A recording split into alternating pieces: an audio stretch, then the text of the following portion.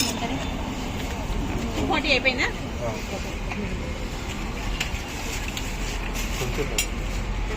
Okay sir. Onions ఉంది, నిమ్మకాయ అండి, పెట్టుకోండి. మీకు ఏదమ్మా బగారానా?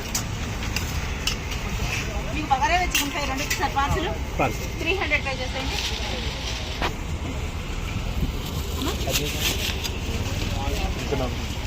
ఆనియన్స్ నిమ్మకాయ ఇక్కడే ఉంది చూడండి అమ్మా.